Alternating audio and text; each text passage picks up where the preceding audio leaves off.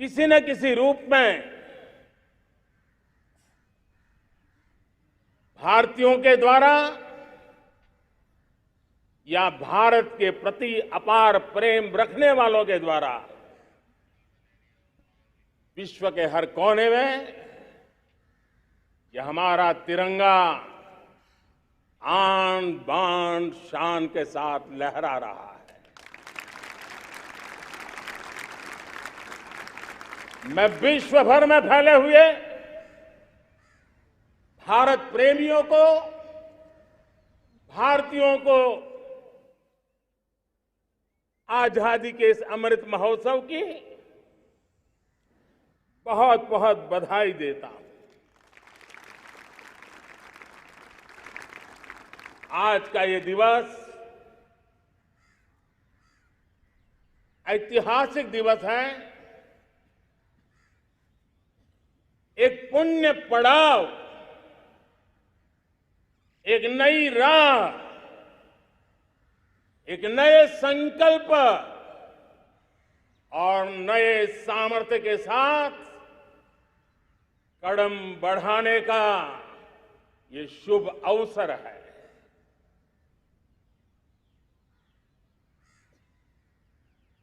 आजादी के जंग में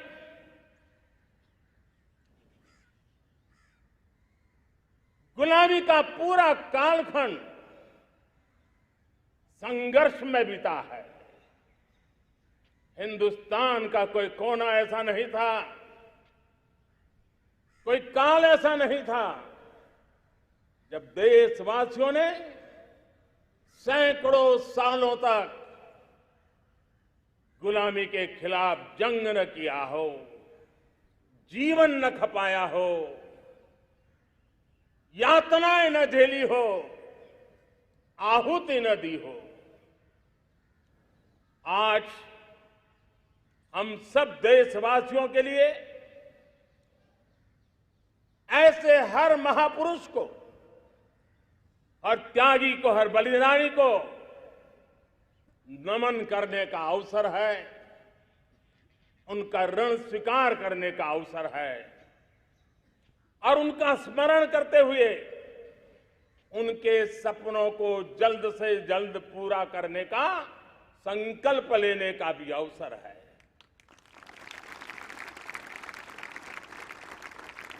हम सभी देशवासी कृतज्ञ हैं पूज्य बापू के, नेता श्री सुभाष चंद्र बोस के, बाबा साहब आंबेडकर के, वीर सावरकर के, जिन्होंने कर्तव्य पथ पर जीवन को खपा दिया। कर्तव्य पथ ही उनका जीवन पथ रहा। यह देश कृतज्ञ है मंगल पांडे, तात्या टोपे, भगत सिंह, सुखदेव, राजगुरु, चंद्रशेखर आजाद, अशफाक उल्लाह खान, राम प्रसाद बिस्मिल, अनगिनत ऐसे हमारे क्रांतिवीरों ने अंग्रेजों की हुकूमत की नींव हिला दी थी।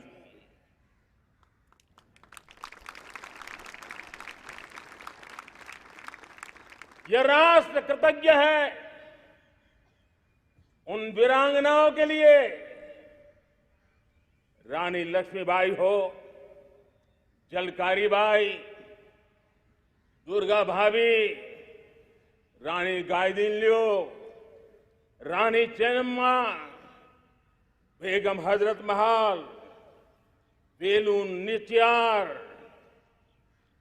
भारत की नारी शक्ति क्या होती है, भारत की नारी शक्ति का संकल्प क्या होता है, भारत की नारी त्याग और बलिदान की क्या पराकाष्ठा कर सकती है, वैसी अनगिनत वीरांगनाओं का स्मरण करते हुए हर हिंदुस्तानी गर्व से भर जाता है।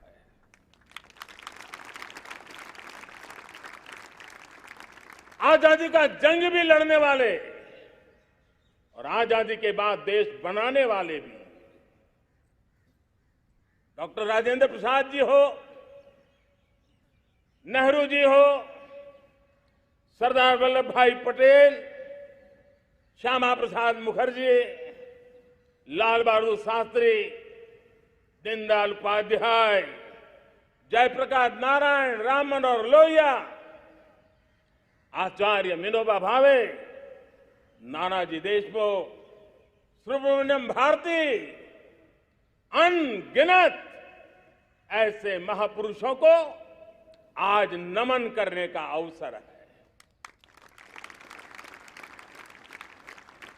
जब आजादी के जंग की चर्चा करते हैं तो हम उन जंगलों में जीने वाले हमारे आदिवासी समाज का भी गौरव करना हम नहीं भूल सकते हैं। भगवान बिरसा मुंडा, सिद्धो कान्हू, अल्लूरी सीताराम राजू, गोविंद गुरु, अनगिनत नाम है जिन्होंने आजादी के आंदोलन की आवाज बन करके दूर सुदूर जंगलों में भी मेरे आदिवासी भाई बहनों में, माताओं में, युवकों में मातृभूमि के लिए जीने मरने की प्रेरणा जगाई। ये देश का सौभाग्य रहा है कि आजादी के जंग के कई रूप रहे हैं और उसमें एक रूप वो भी था जिसमें नारायण गुरु हो, स्वामी विवेकानंद हो, महर्षि अरविंदो हो, गुरुदेव रविंद्रनाथ टैगोर हो, ऐसे अनेक महापुरुष हिंदुस्तान के हर कोने में, हर कान में भारत की चेतना को जगाते रहे, भारत को चेतनवंत बनाते रहे। अमृत महोत्सव के दौरान देश ने पूरे एक साल से हम देख रहे हैं, 2021 में दांडी यात्रा से प्रारंभ हुआ, स्मृति दिवस को संवारते हुए हिंदुस्तान के हर जिले में, हर कोने में देशवासियों ने आजादी के अमृत महोत्सव के लक्षावधि कार्यक्रम किए। शायद इतिहास में इतना विशाल, व्यापक, लंबा एक ही मकसद का उत्सव मनाया गया हो, वो शायद पहली घटना हुई होगी। और हिंदुस्तान के हर कोने में उन सभी महापुरुषों को याद करने का प्रयास किया गया जिनको किसी न किसी कारणवश इतिहास में जगह न मिली या उनको भुला दिया गया था। आज देश ने खोज खोज करके हर कोने में ऐसे वीरों को, महापुरुषों को, त्यागियों को, बलिदानियों को, सत्याग्रहियों को याद किया, नमन किया। अमृत महोत्सव के दरमियान इन सभी महापुरुषों को नमन करने का अवसर रहा। कल 14 अगस्त को भारत ने विभाजन विभीषिका स्मृति दिवस भी बड़े भारी मन से हृदय के गहरे गांवों को याद करते हुए उन कोटि कोटि जनों ने बहुत कुछ सहन किया था, तिरंगे की शान के लिए सहन किया था, मातृभूमि की मिट्टी से मोहब्बत के कारण सहन किया था और धैर्य नहीं खोया था। भारत के प्रति प्रेम ने नई जिंदगी की शुरुआत करने का उनका संकल्प नमन करने योग्य है, प्रेरणा पाने योग्य है। आज जब हम आजादी का अमृत महोत्सव मना रहे हैं, तो पिछले 75 साल में देश के लिए जीने मरने वाले, देश की सुरक्षा करने वाले, देश के संकल्पों को पूरा करने वाले, चाहे सेना के जवान हो, पुलिस के कर्मी हो, शासन में बैठे हुए ब्यूरोक्रेट्स हो, जनप्रतिनिधि हो, स्थानीय स्वराज की संस्थाओं के शासक प्रशासक रहे हो, राज्यों के शासक प्रशासक रहे हो, केंद्र के शासक प्रशासक रहे हो, 75 साल में इन सबके योगदान को भी आज स्मरण करने का अवसर है और देश के कोटि कोटि नागरिकों को भी जिन्होंने 75 साल अनेक प्रकार की कठिनाइयों के बीच भी देश को आगे बढ़ाने के लिए अपने से जो हो सका वो करने का प्रयास किया है। मेरे प्यारे देशवासियों, 75 साल की हमारी ये यात्रा अनेक उतार चढ़ाव से भरी हुई है। सुख दुख की छाया मंडराती रही है और इसके बीच भी हमारे देशवासियों ने उपलब्धियां की है, पुरुषार्थ किया है, हार नहीं मानी है, संकल्पों को ओझल नहीं होने दिया है। और इसलिए, और ये भी सच्चाई है कि सैकड़ों सालों के गुलामी के कालखंड ने भारत के मन को, भारत के मानवीय की भावनाओं को गहरे घाव किए थे, गहरी चोटें पहुंचाई थी, लेकिन उसके भीतर एक जिद भी थी, एक जिजीविषा भी थी, एक जुनून भी था, एक जोम भी था।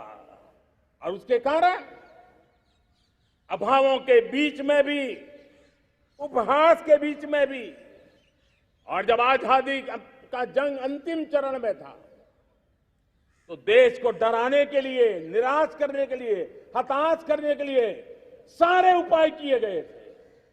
अगर आजादी आई, अंग्रेज चले जाएंगे तो देश टूट जाएगा, बिखर जाएंगे, लोग अंदर अंदर लड़ करके मर जाएंगे, कुछ नहीं बचेगा, अंधकार युग में भारत चला जाएगा। न जाने क्या क्या आशंकाएं व्यक्त की गई थी, लेकिन उनको पता नहीं था ये हिंदुस्तान की मिट्टी है। इस मिट्टी में वो सामर्थ्य है जो शासकों से भी परे सामर्थ्य का एक अंतर प्रभार लेकर के जीता रहा है, सदियों तक जीता रहा है। और उसी का परिणाम है, हमने क्या कुछ नहीं झेला। कभी अन्न का संकट झेला, कभी युद्ध के शिकार हो गए, आतंकवाद ने डगर डगर चुनौतियां पैदा की, निर्दोष नागरिकों को मौत के घाट उतार दिया गया, छद्म युद्ध चलते रहे, प्राकृतिक आपदाएं आती रही, सफलता विफलता, आशा निराशा, न जाने कितने पड़ाव आए हैं। लेकिन इन पड़ाव के बीच भी भारत आगे बढ़ता रहा।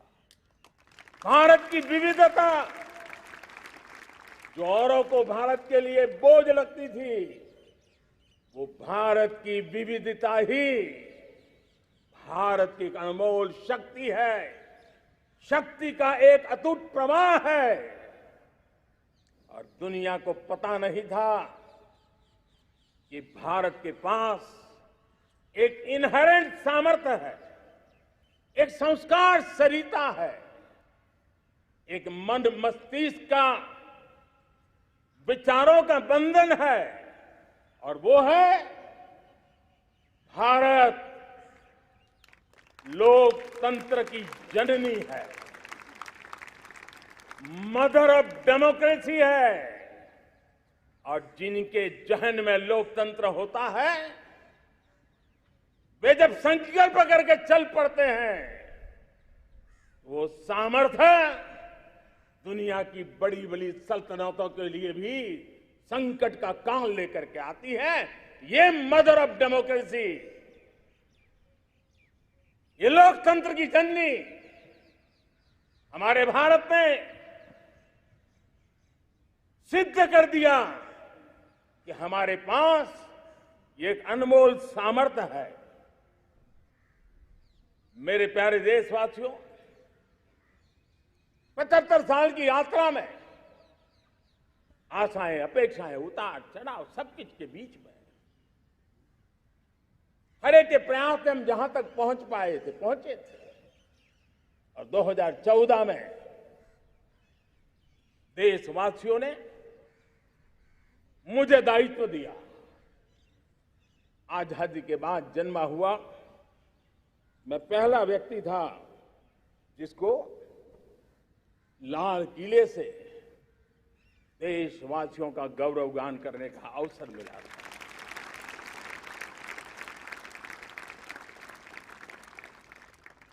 लेकिन मेरे दिल में जो भी आप लोगों से सीखा हूं, जितना आप लोगों को जान पाया हूं मेरे देशवासियों, आपके सुख दुख को समझ पाया हूं, देश की आशा अपेक्षाओं के भीतर वो कौन सी आत्मा बसती है, उसको जितना मैं समझ पाया हूं, उसको लेकर के मैंने अपना पूरा कालखंड देश के उन लोगों को एम्पावर करने में खपाया। मेरे दलित हो, शोषित हो, पीड़ित हो, वंचित हो, आदिवासी हो, महिला हो, युवा हो, किसान हो, दिव्यांग हो, पूरब हो, पश्चिम हो, उत्तर हो, दक्षिण हो, समुद्र का तट हो, हिमालय की कंदराएं हो, हर कोने में महात्मा गांधी का जो सपना था आखिरी इंसान की चिंता करने का, महात्मा गांधी जी जो आकांक्षा थी अंतिम छोर पर बैठे हुए व्यक्ति को समर्थ बनाने की, मैंने अपने आप को उसके लिए समर्पित किया। और उन 8 साल का नतीजा और आजादी के इतने दशकों का अनुभव आज 75 साल के बाद जब अमृत काल की ओर कदम रख रहे हैं, अमृत काल की ये पहली प्रभात है, तब मैं एक ऐसे सामर्थ्य को देख रहा हूं और जिससे मैं गर्व से भर जाता हूं। देशवासियों, मैं आज देश का सबसे बड़ा सौभाग्य ये देख रहा हूं कि भारत का जनमन आकांक्षी जनमन है। एस्पिरेशनल सोसाइटी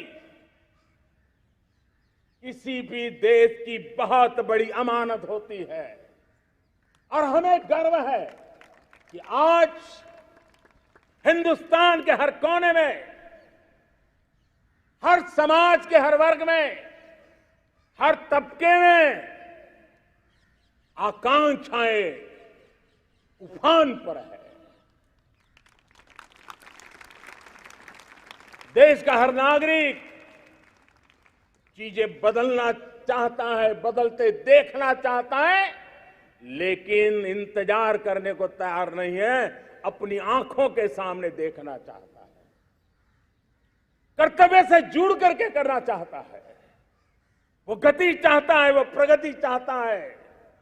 75 साल में संजोए हुए सारे सपने अपने ही आंखों के सामने पूरा करने के लिए वो लालायित है, उत्साहित है, उतावला भी है। कुछ लोगों को इसके कारण संकट हो सकता है, क्योंकि जब एस्पिरेशनल सोसाइटी होती है तब सरकारों को भी तलवार की धार पे चलना पड़ता है, सरकारों को भी समय के साथ दौड़ना पड़ता है। और मुझे विश्वास है चाहे केंद्र सरकार हो, राज्य सरकार हो, स्थानीय स्वराज की संस्थाएं हो, किसी भी प्रकार की शासन व्यवस्था क्यों न हो, हर किसी को इन एस्पिरेशनल सोसाइटी को एड्रेस करना पड़ेगा। उनकी आकांक्षाओं के लिए हम ज्यादा इंतजार नहीं कर सकते।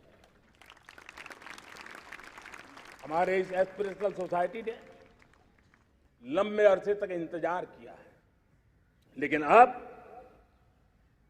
वो अपनी आने वाली पीढ़ी को इंतजार में जीने के लिए मजबूर करने को तैयार नहीं है। और इसलिए ये अमृत काल का पहली प्रभात हमें उस एस्पिरेशनल सोसाइटी की आकांक्षाओं को पूरा करने के लिए एक बहुत बड़ा सुनहरा अवसर देकर के आई है। मेरे प्यारे देशवासियों, हमने पिछले दिनों देखा है, एक और ताकत का हमने अनुभव किया है, और वो है भारत में एक सामूहिक चेतना का पुनर्जागरण हुआ है। एक सामूहिक चेतना का पुनर्जागरण आजादी के इतने संघर्ष में से जो अमृत था वो अब संजोया जा रहा है, संकलित हो रहा है, संकल्प में परिवर्तित हो रहा है, पुरुषार्थ की पराकाष्ठा जुड़ रही है और सिद्धि का मार्ग नजर आ रहा है। ये चेतना, मैं समझता हूं कि चेतना का जागरण, ये पुनर्जागरण, ये हमारी सबसे बड़ी अमानत है। और ये पुनर्जागरण देखिए,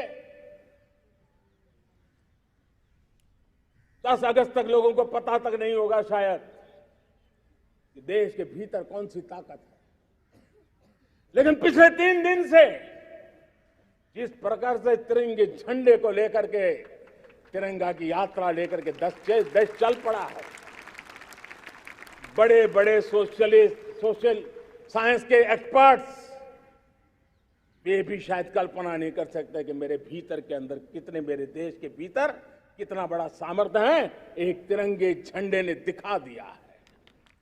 यह पुनर्चेतना, पुनर्जागरण का पल है। ये लोग समझ नहीं पाए हैं। जब देश जनता कर्फ्यू के लिए हिंदुस्तान का हर कोना निकल पड़ता है, तब उस चेतना की अनुभूति है। जब देश ताली थाली बजा करके कोरोना वॉरियर के साथ कंधे से कंधा मिला करके खड़ा हो जाता है, तब चेतना की अनुभूति होती है। जब दिया जला करके कोरोना वॉरियर की शुभकामना देने के लिए देश निकल पड़ता है, तब उस चेतना की अनुभूति होती है। दुनिया कोरोना के कालखंड में वैक्सीन लेना या न लेना, वैक्सीन काम का है कि नहीं है, उस उलझन में जी रहा था। उस समय मेरे देश के गांव गरीब भी 200 करोड़ डोज दुनिया को चौंका देने वाला काम करके दिखा देते हैं। यही चेतना है, यही सामर्थ्य है। इस सामर्थ्य ने आज देश को एक नई ताकत दी है। मेरे प्यारे भाइयों बहनों, तीसरा एक महत्वपूर्ण सामर्थ्य मैं देख रहा हूं, जैसे एस्पिरेशनल सोसाइटी, जैसे पुनर्जागरण, वैसे ही आजादी के इतने दशकों के बाद पूरे विश्व का भारत की तरफ देखने का नजरिया बदल चुका है। विश्व भारत की तरफ गर्व से देख रहा है, अपेक्षा से देख रहा है। समस्याओं का समाधान भारत की धरती पर दुनिया खोजने लगी है। दोस्तों, विश्व का ये बदलाव, विश्व की सोच में ये परिवर्तन 75 साल की हमारी अनुभव यात्रा का परिणाम है। हम जिस प्रकार से संकल्पों लेकर चल पड़े हैं, दुनिया इसे देख रही है और आखिरकार विश्व भी उम्मीदें लेकर के जी रहा है। उम्मीदें पूरे करने का सामर्थ्य कहां पड़ा है, वो उसे दिखने लगा है। मैं इसे त्रिशक्ति के रूप में देखता हूं, 3 सामर्थ्य के रूप में देखता हूं। और ये त्रिशक्ति है एस्पिरेशन की, पुनर्जागरण की और विश्व की उम्मीदों की। और इसे पूरा करने के लिए हम जानते हैं दोस्तों, आज दुनिया में एक विश्वास जगने में मेरे देशवासियों की बहुत बड़ी भूमिका है। 130 करोड़ देशवासियों ने कई दशकों के अनुभव के बाद स्थिर सरकार का महत्व क्या होता है, राजनीतिक स्थिरता का महत्व क्या होता है, पॉलिटिकल स्टेबिलिटी दुनिया में किस प्रकार की ताकत दिखा सकती है, नीतियों में कैसा सामर्थ्य होता है, उन नीतियों पर विश्व का कैसे भरोसा बनता है, ये भारत ने दिखाया है और दुनिया भी इसे समझ रही है। और हम जब राजनीतिक स्थिरता हो, नीतियों में गतिशीलता हो, निर्णयों में तेजी हो, सर्वव्यापकता हो, सर्वसमावेशकता हो, तो विकास के लिए हर कोई भागीदार बनता है। हमने सबका साथ सबका विकास का मंत्र लेकर के हम चले थे, लेकिन देखते ही देखते देशवासियों ने सबका विश्वास और सबका प्रयास से उसमें और रंग भर दिए हैं। और इसलिए हमने देखा है हमारी सामूहिक शक्ति को, हमारे सामूहिक सामर्थ्य को हमने देखा है। आजादी का अमृत महोत्सव जिस प्रकार से मनाया गया, जिस प्रकार से हर जिले में 75 अमृत सरोवर बनाने का अभियान चल रहा है, गांव-गांव के लोग जुड़ रहे हैं, कार सेवा कर रहे हैं, अपने प्रयत्नों से अपने गांव में जल संरक्षण के लिए बड़ा अभियान चला रहे हैं। और इसलिए भाइयों बहनों, चाहे स्वच्छता का अभियान हो, चाहे गरीबों के कल्याण का काम हो, देश आज पूरी शक्ति से आगे बढ़ रहा है। लेकिन भाइयों बहनों, हम लोग आजादी के अमृत काल में हमारी 75 साल की यात्रा को उसका गौरवगान करते रहेंगे, अपनी ही पीठ थपथपाते रहेंगे, तो हमारे सपने कहीं दूर चले जाएंगे। और इसलिए 75 साल का कालखंड कितना ही शानदार रहा हो, कितने ही संकटों वाला रहा हो, कितने ही चुनौतियों वाला रहा हो, कितने ही सपने अधूरे दिखते हो, उसके बावजूद भी आज जब हम अमृत काल में प्रवेश कर रहे हैं, अगले 25 वर्ष हमारे देश के लिए अत्यंत महत्वपूर्ण है। और इसलिए जब मैं आज मेरे सामने लाल किले पर से 130 करोड़ देशवासियों के सामर्थ्य का स्मरण करता हूं, उनके सपनों को देखता हूं, उनके संकल्पों की अनुभूति करता हूं, तो साथियों मुझे लगता है आने वाले 25 साल के लिए हमें उस पंच प्राण पर अपनी शक्ति को केंद्रित करनी होगी, अपने संकल्पों को केंद्रित करना होगा, अपने सामर्थ्य को केंद्रित करना होगा। और हमें उन पंच प्राण को लेकर के 2047 जब आजादी के 100 साल होंगे, आजादी के दीवानों के सारे सपने पूरे करने का जिम्मा उठा करके चलना होगा। जब मैं पंच प्राण की बात करता हूं, तो पहला प्राण, अब देश बड़े संकल्प लेकर के ही चलेगा, बहुत बड़े संकल्प लेकर के चलना होगा। और वो बड़ा संकल्प है विकसित भारत। अब उससे कुछ कम नहीं होना चाहिए, बड़ा संकल्प।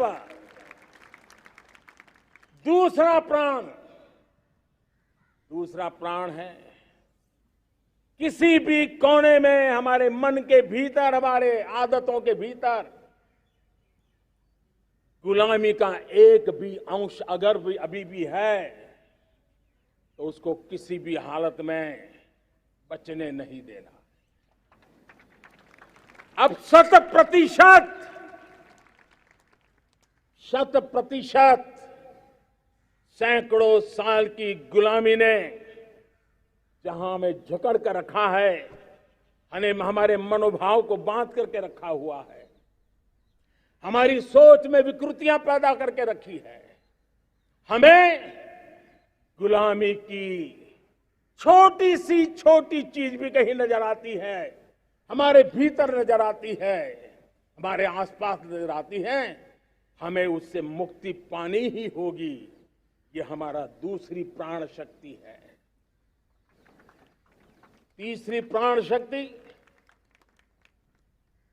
हमें हमारी विरासत पर गर्व होना चाहिए।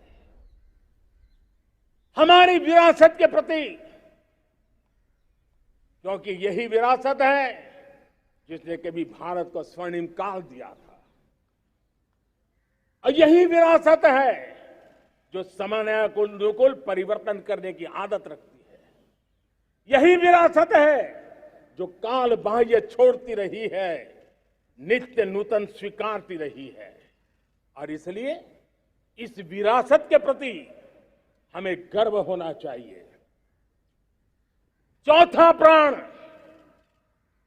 वो भी उतना ही महत्वपूर्ण है, और वो है एकता और एकजुटता। 130 करोड़ देशवासियों में एकता, न कोई अपना न कोई पराया। एकता की ताकत एक भारत श्रेष्ठ भारत के सपनों के लिए हमारा चौथा प्राण है। और पांचवा प्राण है नागरिकों का कर्तव्य। नागरिकों का कर्तव्य, जिसमें प्रधानमंत्री भी बाहर नहीं होता है, मुख्यमंत्री भी बाहर नहीं होता है, वो भी नागरिक है। नागरिकों का कर्तव्य, यह हमारे आने वाली 25 साल के सपनों को पूरा करने के लिए एक बहुत बड़ी प्राण शक्ति है। मेरे प्यारे देशवासियों, जब सपने बड़े होते हैं,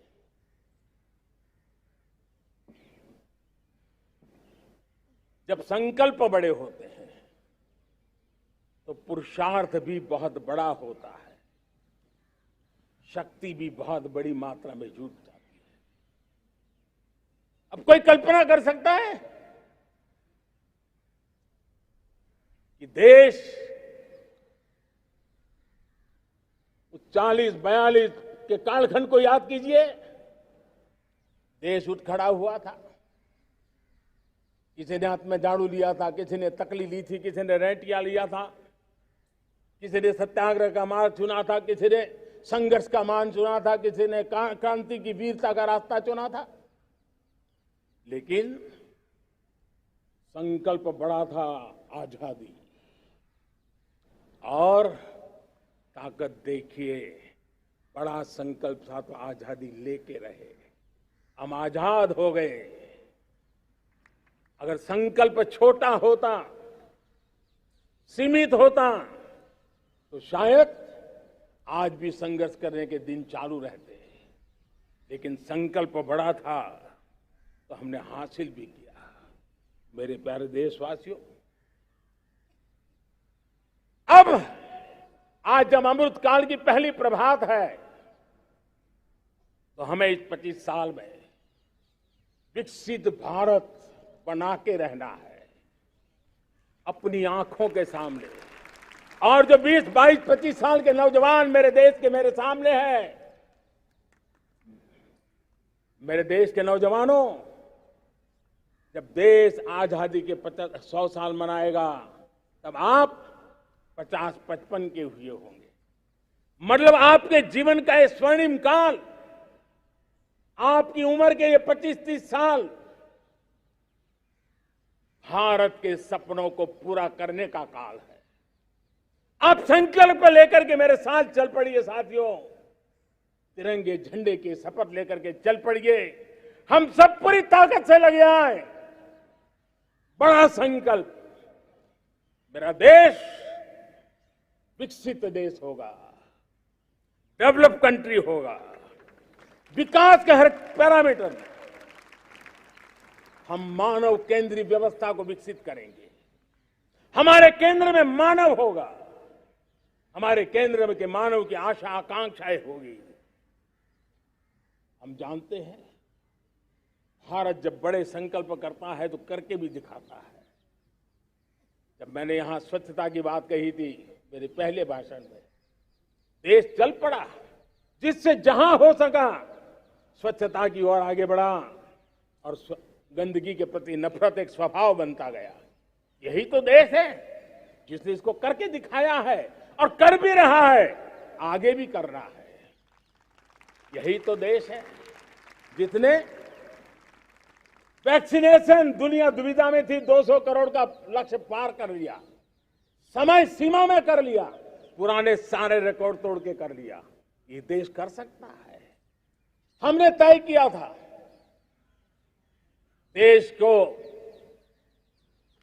खाड़ी के तेल पर हम गुजारा करते हैं, झाड़ी के तेल की ओर कैसे बढ़े।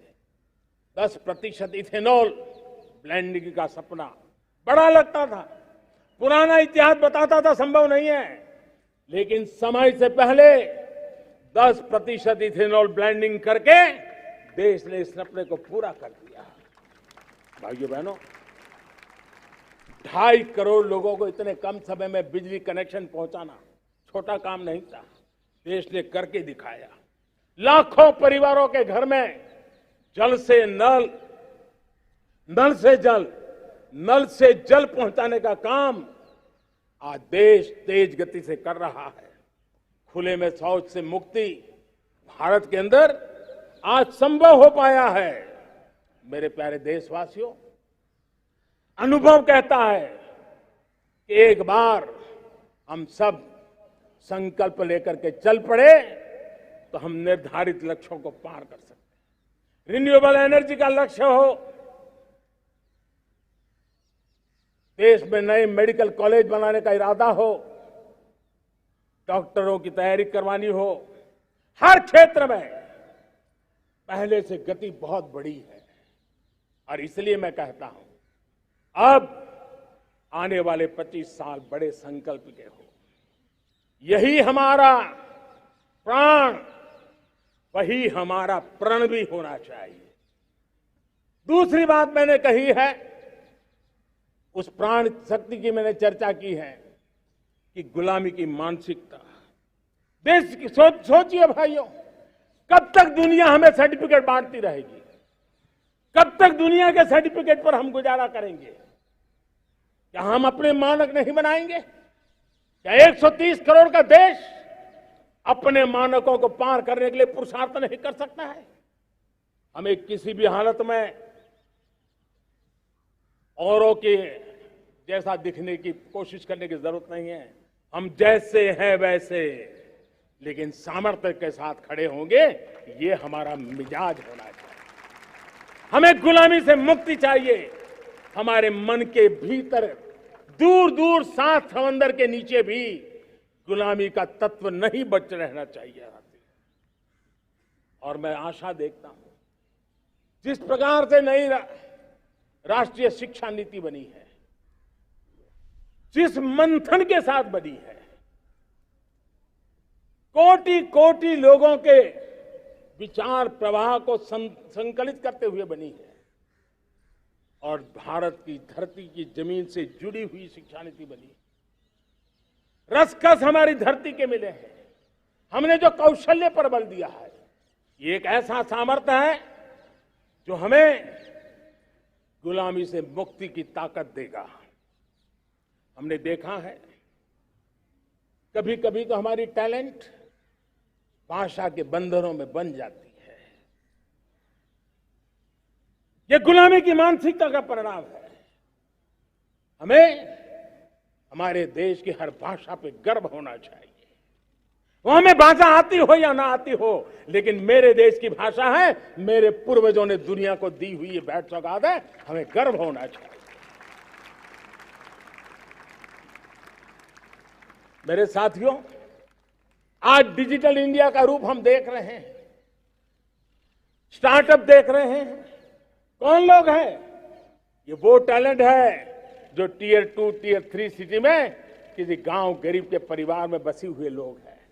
ये हमारे नौजवान हैं जो आज नई नई खोज के साथ दुनिया के सामने आ रहे हैं। गुलामी की मानसिकता हमें उसे तिलांजलि देनी पड़ेगी, अपने सामर्थ्य पे भरोसा करना होगा। दूसरी एक बात जो मैंने कही, तीसरी मेरी प्राण शक्ति की बात है, वो है हमारी विरासत पर हमें गर्व होना चाहिए। जब हम अपनी धरती से जुड़ेंगे, जब हम अपनी धरती से जुड़ेंगे, तभी तो ऊंचा उड़ेंगे।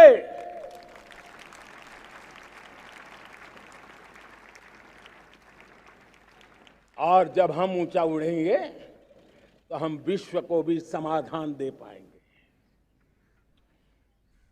हमने देखा है, जब हम अपनी चीजों पे गर्व करते हैं, आज दुनिया होलिस्टिक हेल्थ केयर की चर्चा कर रही है, लेकिन जब होलिस्टिक हेल्थ केयर की चर्चा करती है तो उसकी नजर भारत के योग पर जाती है, भारत के आयुर्वेद पर जाती है, भारत की होलिस्टिक लाइफस्टाइल के पर जाती है।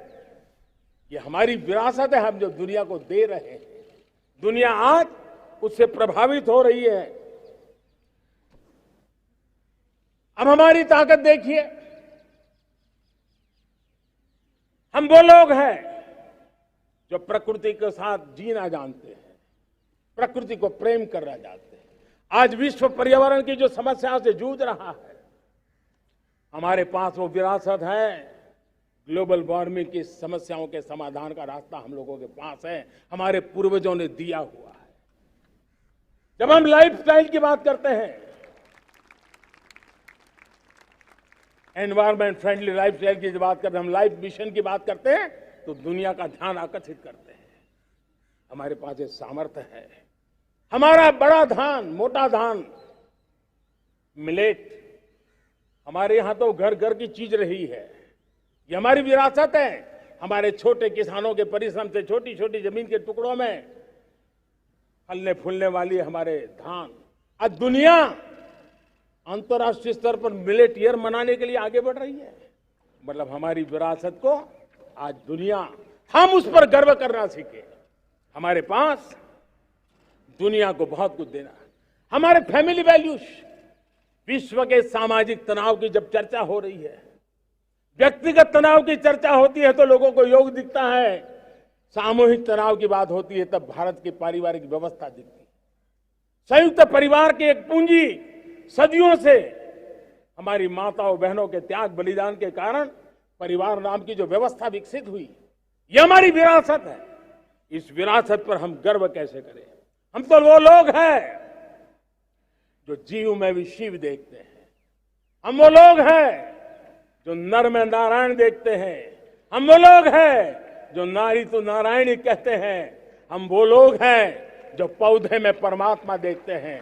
हम वो लोग हैं जो नदी को मां मानते हैं। हम वो लोग हैं जो हर कंकर में शंकर देखते हैं। यह हमारा सामर्थ्य है। हर नदी में मां का रूप देखते हैं। पर्यावरण की इतनी व्यापकता, विशालता, ये हमारा गौरव। हम विश्व के सामने जब खुद गर्व करेंगे तो दुनिया करेगी। भाइयों बहनों, हम वो लोग हैं जिसने दुनिया को वसुधैव कुटुंबकम का मंत्र दिया।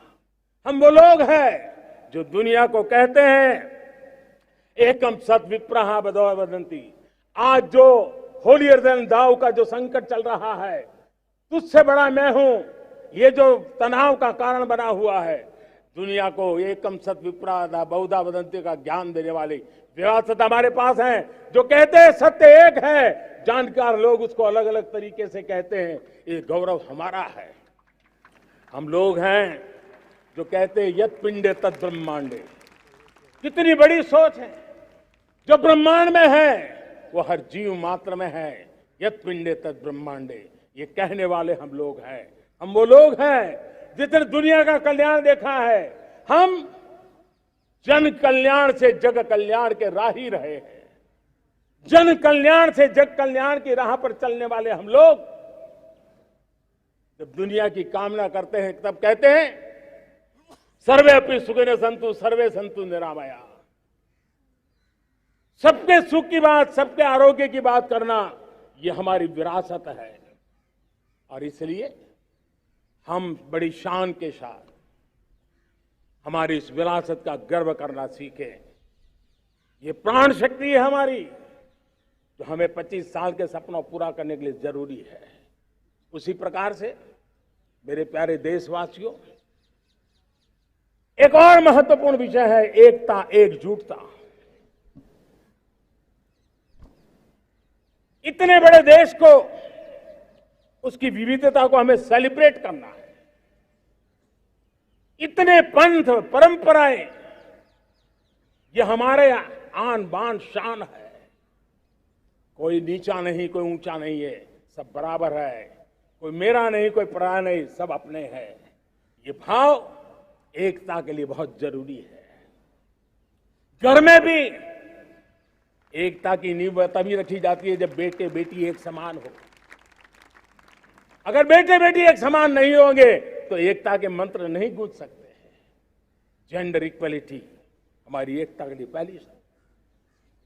जब हम एकता की बात करते हैं, अगर हमारे एक ही पैरामीटर हो, एक ही मानदंड हो, जिस मानदंड को हम कहें इंडिया फर्स्ट, मैं जो कुछ भी कर रहा हूं, जो भी सोच रहा हूं, जो बोल रहा हूं, इंडिया फर्स्ट के अनुकूल है, एकता का रास्ता खुल जाएगा। दोस्त, हमें एकता से बांधने का वो मंत्र है, हमें इसको पकड़ना है।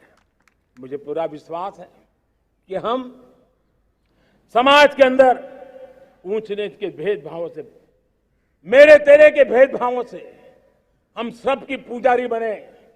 श्रमेव जयते कहते हैं हम, श्रमिक का सम्मान, ये हमारा स्वभाव होना चाहिए। लेकिन भाइयों बहनों, मैं लाल किले से मेरी एक पीड़ा और कहना चाहता हूं। ये दर्द मैं कहे बिना नहीं रह सकता।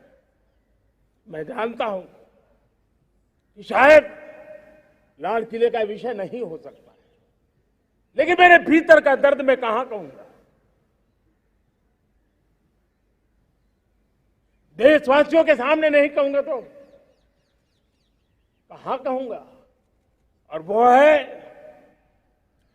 किसी न किसी कारण से हमारे अंदर एक ऐसी विकृति आई है, हमारी बोलचाल में, हमारे व्यवहार में, हमारे कुछ शब्दों में, हम नारी का अपमान करते हैं।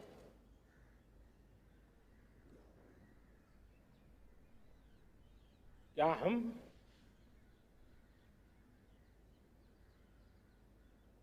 स्वभाव से, संस्कार से, रोजमर्रा की जिंदगी में नारी को अपमानित करने वाली हर बात से मुक्ति का संकल्प ले सकते हैं?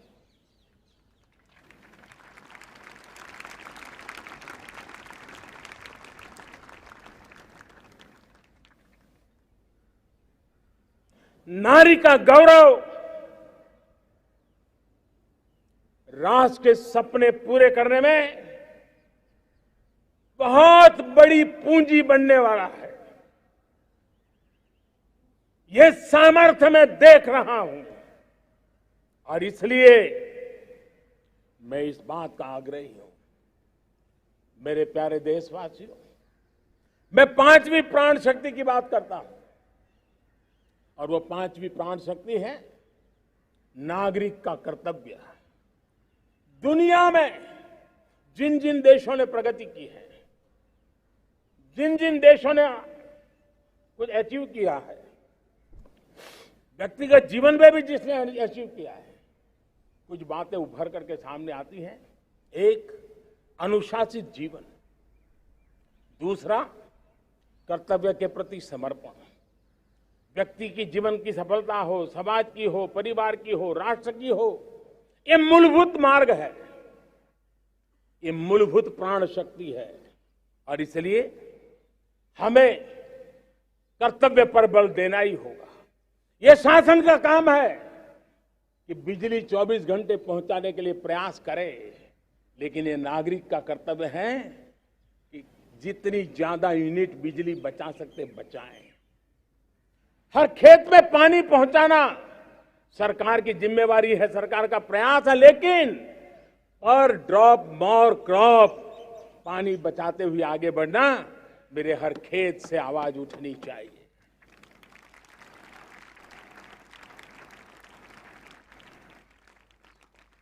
केमिकल मुक्त खेती, ऑर्गेनिक फार्मिंग, प्राकृतिक खेती, ये हमारा कर्तव्य है। साथियों, चाहे पुलिस हो या पीपल हो, शासक हो या प्रशासक हो, ये नागरिक कर्तव्य से कोई अछूता नहीं हो सकता है। हर कोई अगर नागरिक के कर्तव्यों को निभाएगा तो मुझे विश्वास है कि हम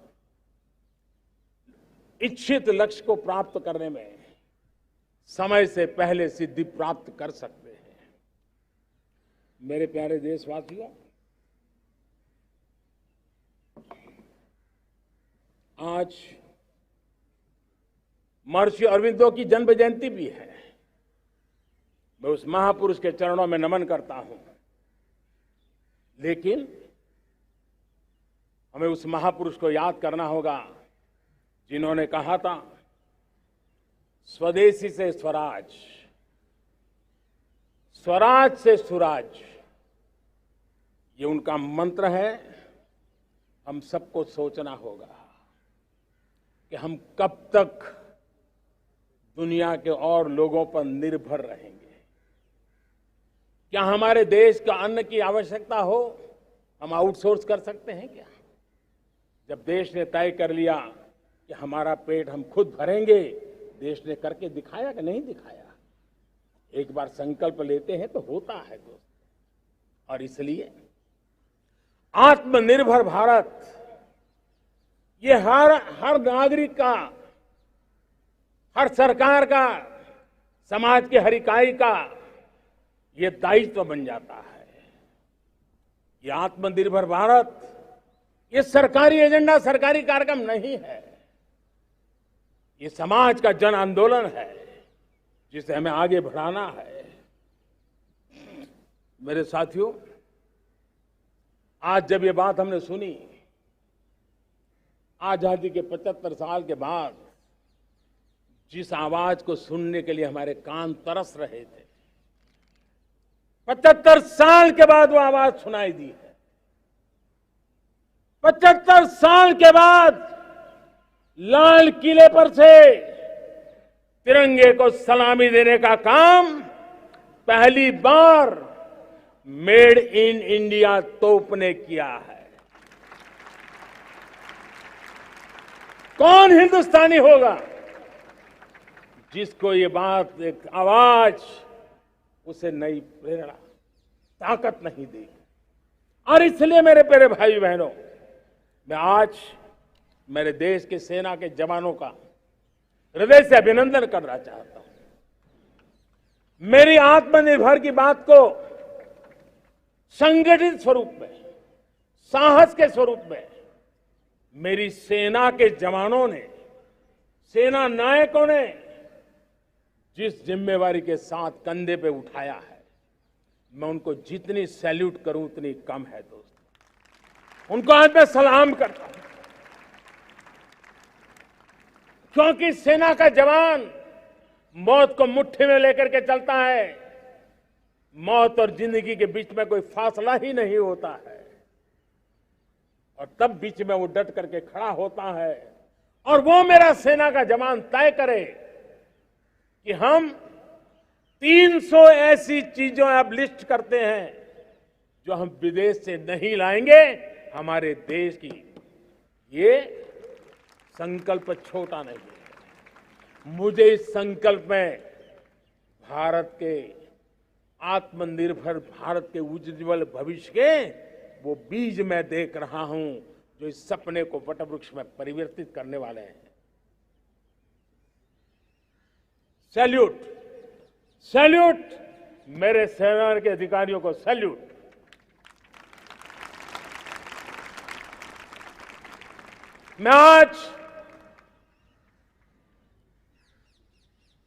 मैं मेरे छोटे छोटे बालकों को 5 साल 7 साल की आयु के बालक, उनको भी सैल्यूट करना चाहता हूं, उनको भी सलाम करना चाहता हूं। जब देश के सामने एक चेतना जगी, मैंने सैकड़ों परिवारों से सुना है, 5-5, 7 साल के बच्चे घर में कह रहे हैं कि अब हम विदेशी खिलौने से नहीं खेलते। 5 साल का बच्चा घर में विदेशी खिलौने से नहीं खेलेंगे, ये जब सब संकल्प करता है ना, तब आत्मनिर्भर भारत उसकी रगों में दौड़ता है। आज देखिए, पीएलआई स्कीम 1 लाख करोड़ रुपया दुनिया के लोग हिंदुस्तान में अपना नसीब आजमाने आ रहे हैं, टेक्नोलॉजी लेकर के आ रहे हैं, रोजगार के नए अवसर बना रहे हैं। भारत मैन्युफैक्चरिंग हब बनता जा रहा है, आत्मनिर्भर भारत की बुनियाद बना रहा है। आज इलेक्ट्रॉनिक गुड्स मैन्युफैक्चरिंग हो, मोबाइल फोन का मैन्युफैक्चरिंग हो, आज देश बहुत तेजी से प्रगति कर रहा है। जब हमारा ब्रह्मोस दुनिया में जाता है, कौन हिंदुस्तानी होगा जिसका मन आसमान को न छूता होगा। दोस्तों, आज हमारी मेट्रो कोचेज, हमारी वंदे भारत ट्रेन विश्व के लिए आकर्षण बन रहा है। मेरे प्यारे देशवासियों, हमें आत्मनिर्भर बनना है हमारे एनर्जी सेक्टर में। हम कब तक एनर्जी के सेक्टर में किसी और पर डिपेंडेंट रहेंगे? और हमें सोलार का क्षेत्र हो, विंड एनर्जी का क्षेत्र हो, रिन्यूएबल के और भी जो रास्ते हो, मिशन हाइड्रोजन हो, बायोफ्यूल की कोशिश हो, इलेक्ट्रिक व्हीकल पर जाने की बात हो, हमें आत्मनिर्भर बन करके इन व्यवस्थाओं को आगे बढ़ाना होगा। मेरे प्यारे देशवासियों, आज प्राकृतिक खेती भी आत्मनिर्भर का एक मार्ग है। फर्टिलाइजर से जितनी ज्यादा मुक्ति, आज देश में नैनो फर्टिलाइजर के कारखाने की नई आशा लेकर के आए हैं। लेकिन प्राकृतिक खेती, केमिकल फ्री खेती आत्मनिर्भर को ताकत दे सकती है। आज देश में रोजगार के क्षेत्र में ग्रीन जॉब के नए नए क्षेत्र बहुत तेजी से खुल रहे हैं। भारत ने नीतियों के द्वारा स्पेस को खोल दिया है। ड्रोन की बहुत दुनिया में सबसे प्रगतिशील पॉलिसी लेकर के आए हैं। हमने देश के नौजवानों के लिए नए द्वार खोल दिए हैं।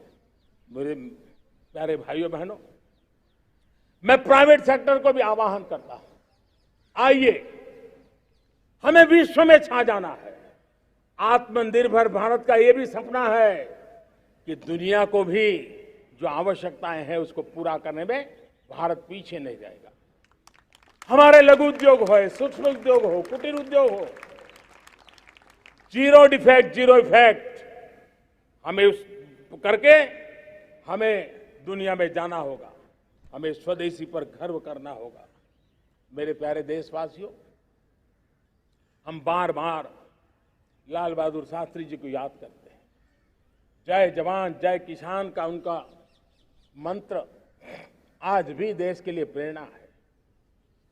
बाद में अटल बिहारी वाजपेयी जी ने जय विज्ञान कह करके उसमें एक कड़ी जोड़ दी थी और देश ने उसको प्राथमिकता दी थी। लेकिन अब अमृत काल के लिए एक और अनिवार्यता है और वो है जय अनुसंधान। जय जवान जय किसान जय विज्ञान जय अनुसंधान, इनोवेशन। और मुझे मेरे देश की युवा पीढ़ी में भरोसा है, इनोवेशन की ताकत देखिए। आज हमारा यूपीआई, भीम, हमारा डिजिटल पेमेंट, फिनटेक की दुनिया में हमारा स्थान, आज विश्व में रियल टाइम 40% अगर डिजिटल फाइनेंशियल का ट्रांजैक्शन होता है तो मेरे देश में हो रहा है। हिंदुस्तान ने ये करके दिखाया है। मेरे प्यारे देशवासियों, अब हम 5G के दौर की ओर कदम रख रहे हैं। बहुत दूर इंतजार नहीं करना होगा, हम कदम मिलाने वाले हैं। हम ऑप्टिकल फाइबर गांव-गांव में पहुंचा रहे हैं। डिजिटल इंडिया का सपना गांव से गुजरेगा, ये मुझे पूरी जानकारी है। आज मुझे खुशी है, हिंदुस्तान के 4 लाख कॉमन सर्विस सेंटर्स गांवों में विकसित हो रहे हैं। गांव के नौजवान बेटे बेटियां कॉमन सर्विस सेंटर चला रही हैं। देश गर्व कर सकता है कि गांव के क्षेत्र में 4 लाख डिजिटल एंटरप्रेन्योर का तैयार होना और सारी सेवाएं गांव के लोग उनके यहां लेने के लिए आदी बन जाए, ये अपने आप में टेक्नोलॉजी हब बनने की भारत की जो ताकत है। मेरे प्यारे देशवासियों, ये जो डिजिटल इंडिया का मूवमेंट है, जो सेमीकंडक्टर की ओर हम कदम मांड रहे हैं, 5G की ओर कदम मांड रहे हैं, ऑप्टिकल फाइबर का नेटवर्क बिछा रहे हैं, ये सिर्फ आधुनिकता की पहचान ऐसा नहीं है। 3 बड़ी ताकतें इसके अंदर समाहित है। शिक्षा में आमूलचूल क्रांति, ये डिजिटल माध्यम से आने वाली है। स्वास्थ्य सेवाओं में आमूलचूल क्रांति डिजिटल से आने वाली है। कृषि जीवन में भी बहुत बड़ा बदलाव डिजिटल से आने वाला है। एक नया विश्व तैयार हो रहा है। भारत उसे आगे बढ़ाने के लिए, और मैं साफ देख रहा हूं दोस्तों, ये डेकेड मानव जात के लिए टेकेड का समय है, टेक्नोलॉजी का डेकेड है। भारत के लिए तो ये टेकेड जिसका मन टेक्नोलॉजी से जुड़ा हुआ है, आईटी की दुनिया में भारत ने अपना एक लोहा बनवा लिया है, तो ये टेकेड का सामर्थ्य भारत के पास है। हमारा अटल इनोवेशन मिशन, हमारे इंक्यूबेशन सेंटर, हमारे स्टार्टअप एक नया पूरा क्षेत्र का विकास कर रहे हैं। युवा पीढ़ी के लिए नए अवसर लेकर के आ रहे हैं। स्पेस मिशन की बात हो, हमारा डीप ओशन मिशन की बात हो, समुद्र की गहराई में जाना हो या हमें आसमान को छूना हो, ये नए क्षेत्र हैं जिसको लेकर के हम आगे बढ़ रहे हैं। मेरे प्यारे देशवासियों, हम इस बात को न भूलें, और भारत ने सदियों से देखा हुआ है, जैसे देश में कुछ नमूना रूप कामों की जरूरत होती है, कुछ बड़ी बड़ी ऊंचाइयों की जरूरत होती है, लेकिन साथ साथ धरातल पर मजबूती बहुत आवश्यक होती है।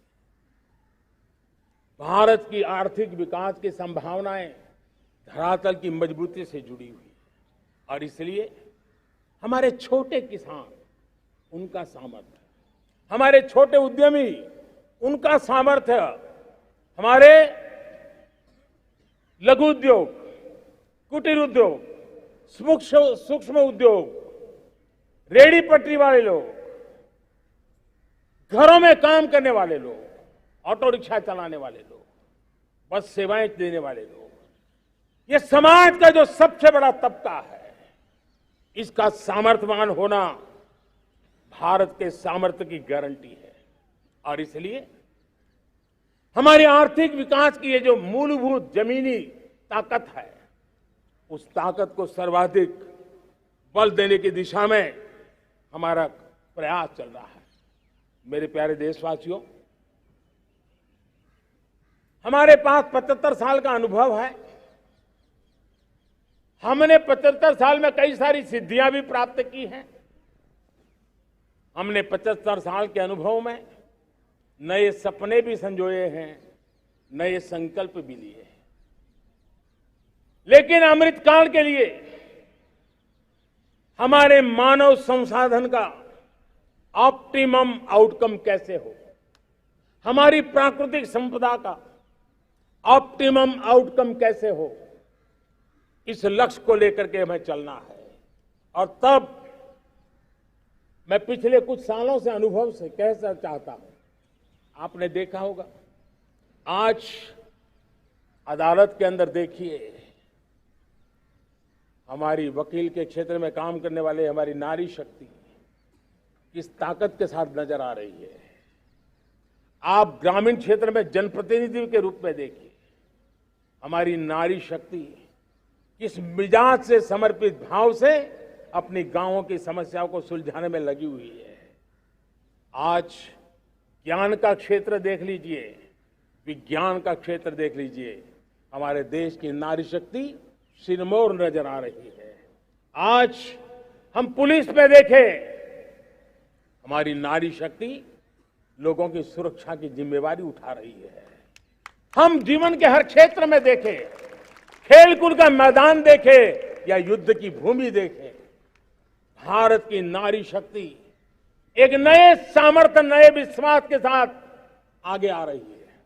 मैं इसको भारत की 75 साल की जो यात्रा में जो योगदान है, उसमें अब कई गुना योगदान आने वाले 25 साल में मैं मेरी नारी शक्ति का देख रहा हूं, मेरी माताओं, बहनों का, मेरी बेटियों का देख रहा हूं।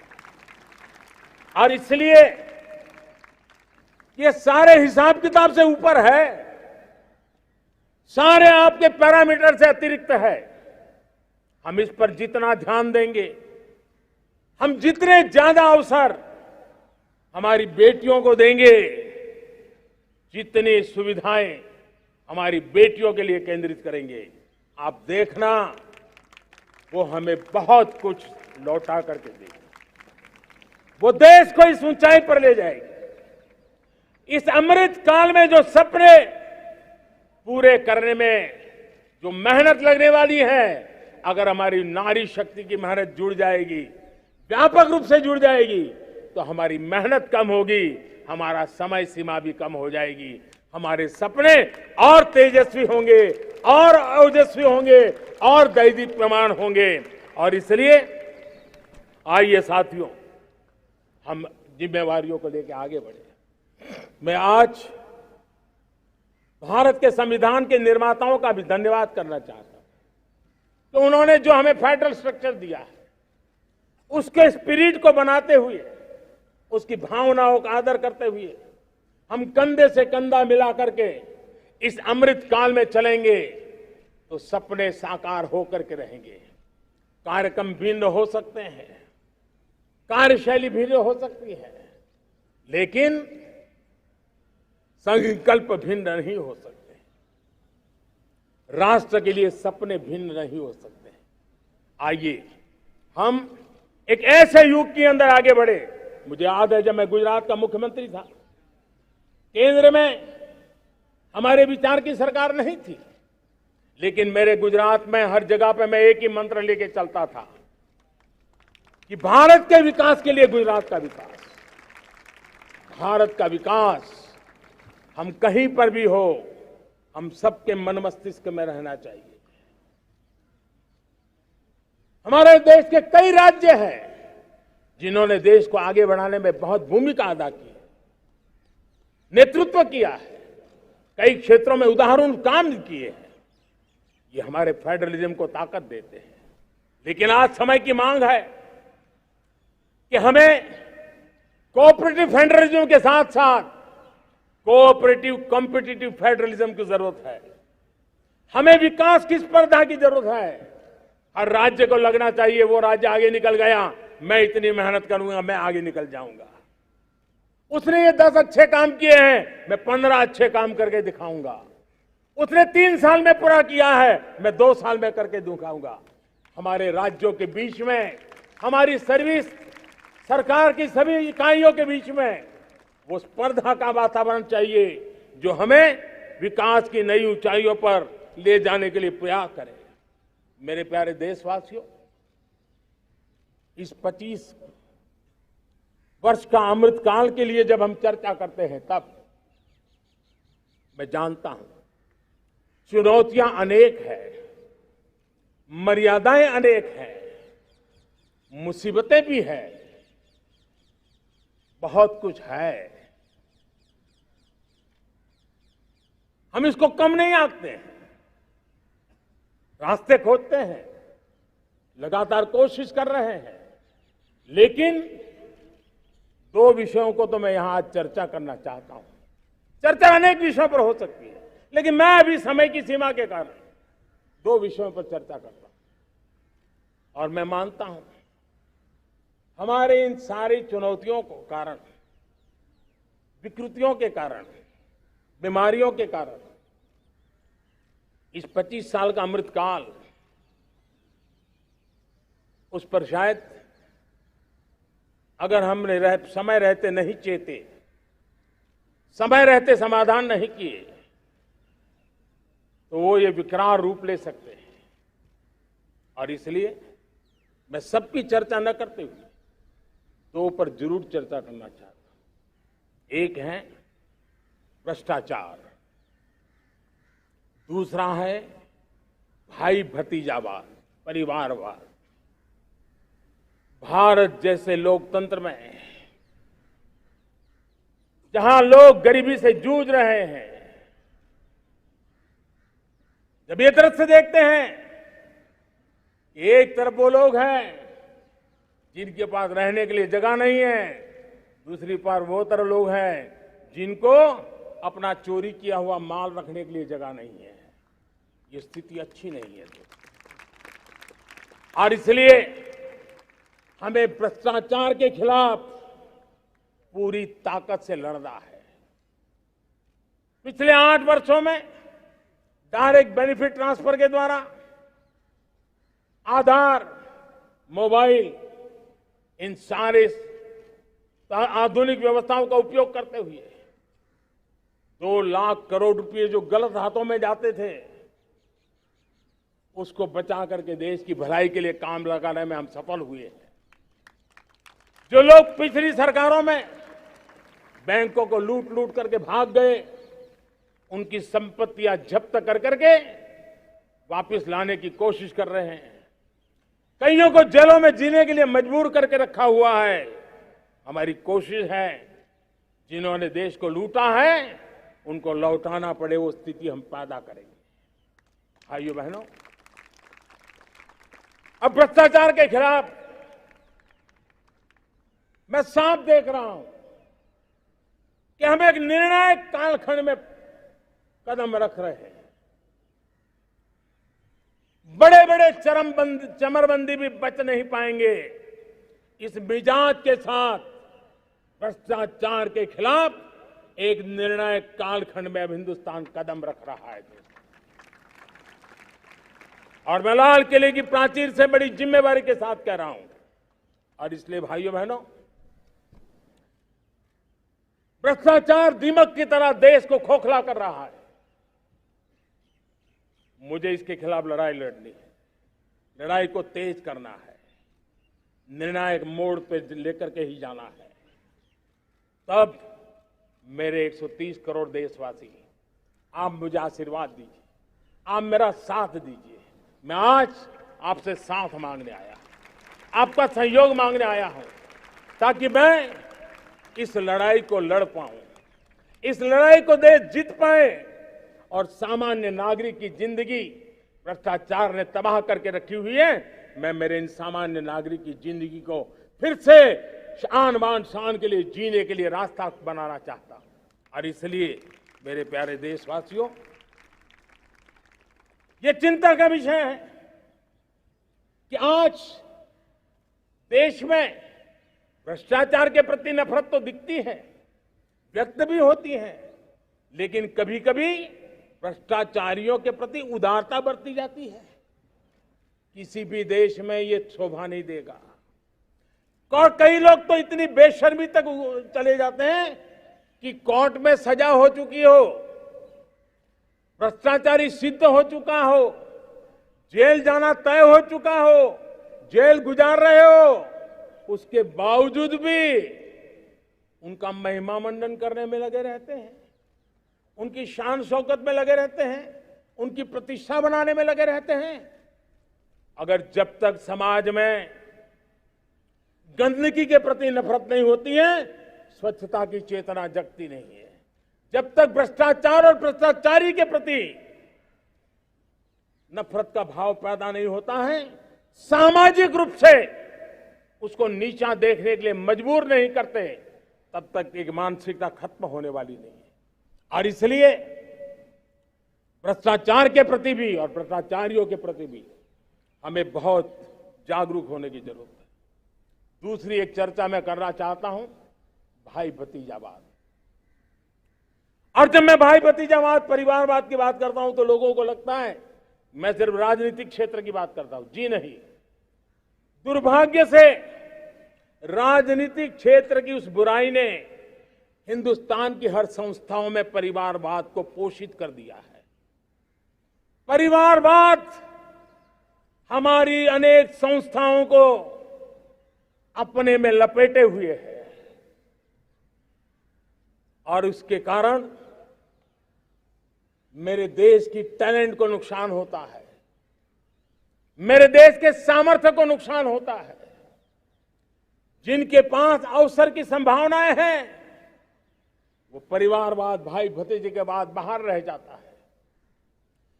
भ्रष्टाचार का भी कारण ये भी एक बन जाता है ताकि उसका कोई भाई भतीजे के कार्य आसरा नहीं है तो लगता है चलो भाई कहीं से खरीद करके के जगह बना लूं। इस परिवारवाद से, भाई भतीजावाद से हमें हर संस्थाओं में एक नफरत पैदा करनी पड़ी होगी, जागरूकता पैदा करनी होगी, तब हम हमारी संस्थाओं को बचा पाएंगे। संस्थाओं के उज्जवल भविष्य के लिए बहुत आवश्यक है। उसी प्रकार से राजनीति में भी परिवारवाद ने देश के सामर्थ्य को सबसे सारा अन्याय किया है। परिवारवादी राजनीति परिवार की भलाई के लिए होती है, उसको देश की भलाई से कोई लेना देना नहीं होता है। और इसलिए लाल किले की प्राचीर से तिरंगे झंडे के आन बान शान के नीचे भारत के संविधान का स्मरण करते हुए मैं देशवासियों को खुले मन से कहना चाहता हूं, आइए हिंदुस्तान के राजनीति के शुद्धिकरण के लिए भी, हिंदुस्तान की सभी संस्थाओं के शुद्धिकरण के लिए भी हमें देश को इस परिवारवादी मानसिकता से मुक्ति दिला करके योग्यता के आधार पर देश को आगे ले जाने की ओर बढ़ना होगा। यह अनिवार्यता है, वरना हर किसी का मन कुंठित रहता है कि मैं उसके लिए योग्य था, मुझे नहीं मिला क्योंकि मेरा कोई चाचा, मामा, पिता, दादा, दादी, नाना, नानी कोई वहां थे नहीं। ये मनस्थिति किसी भी देश के लिए अच्छी नहीं। मेरे देश के नौजवानों, मैं आपके उज्जवल भविष्य के लिए, आपके सपनों के लिए, मैं भाई भतीजावाद के खिलाफ लड़ाई में आपका साथ चाहता हूं। परिवारवादी राजनीति के खिलाफ लड़ाई में मैं आपका साथ चाहता हूं। ये संवैधानिक जिम्मेवारी मानता हूं मैं, ये लोकतंत्र की जिम्मेवारी मानता हूं मैं, ये लाल किले के प्राचीर से कही गई बात की ताकत में मानता हूं और इसलिए मैं आज आपका अवसर चाहता हूं।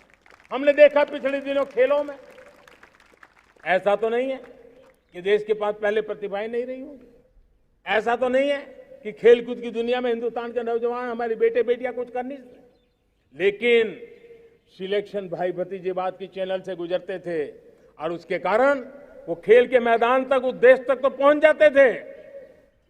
जीत हार से उन्हें लेना देना नहीं था, लेकिन जब ट्रांसपेरेंसी आई, योग्यता के आधार पर खिलाड़ियों का चयन होने लगा, पूर्ण पारदर्शिता से खेल के मैदान में सामर्थ्य का सम्मान होने लगा, आज देखिए दुनिया में खेल के मैदान में भारत का तिरंगा फहरता है, भारत का राष्ट्रगान गाया जाता है, गर्व होता है और परिवारवाद से मुक्ति होती है, भाई भतीजावाद से मुक्ति होती है, तो ये नतीजे आते हैं।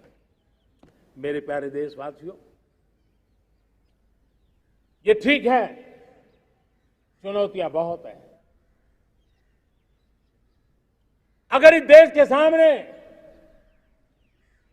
करोड़ों संकट हैं तो करोड़ों समाधान भी है और मेरा 130 करोड़ देशवासियों पर भरोसा है। 130 करोड़ देशवासी निर्धारित लक्ष्य के साथ, संकल्प के प्रति समर्पण के साथ, जब 130 करोड़ देशवासी एक कदम आगे रखते हैं ना, तो हिंदुस्तान 130 करोड़ कदम आगे बढ़ जाता है। इस सामर्थ्य को लेकर के हमने आगे बढ़ना है। इस अमृत काल में, जब ये अमृत काल की पहली बेला है, पहली प्रभात है, हमें आने वाले 25 साल को एक पल भी भूलना नहीं है। एक एक दिन, समय का प्रत्येक क्षण, जीवन का प्रत्येक कण मातृभूमि के लिए जीना, और तभी आजादी के दीवानों को हमारी सच्ची श्रद्धांजलि होगी। तभी 75 साल तक देश को यहां तक पहुंचाने में जिन जिन लोगों ने योगदान किया, उनका पुण्य स्मरण हमें काम आएगा। मैं देशवासियों से आग्रह करते हुए, नई संभावनाओं को संजोते हुए, नए संकल्पों को पार करते हुए, आगे बढ़ने का विश्वास लेकर के आज अमृत काल का आरंभ करते हैं। आजादी का अमृत महोत्सव अब अमृत काल की दिशा में पलट चुका है, आगे बढ़ चुका है। तब इस अमृत काल में सबका प्रयास अनिवार्य है। सबका प्रयास ही परिणाम लाने वाला है। टीम इंडिया की भावना ही देश को आगे बढ़ने वाली है। 130 करोड़ देशवासियों की ये टीम इंडिया एक टीम के रूप में आगे बढ़ करके सारे सपनों को साकार करेंगी। इसी पूरे विश्वास के साथ मेरे साथ बोलिए, जय हिंद, जय हिंद, जय Hind.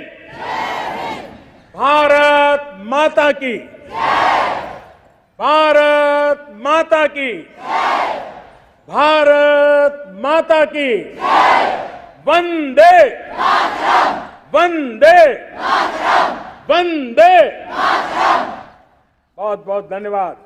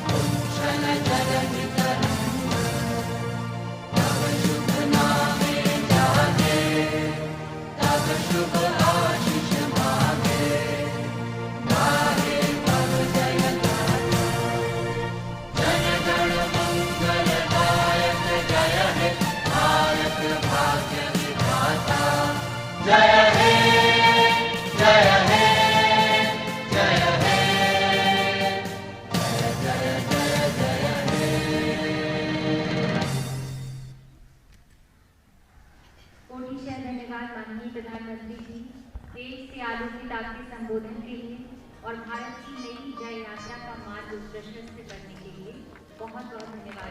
Prime Minister Narendra Modi addressing the nation.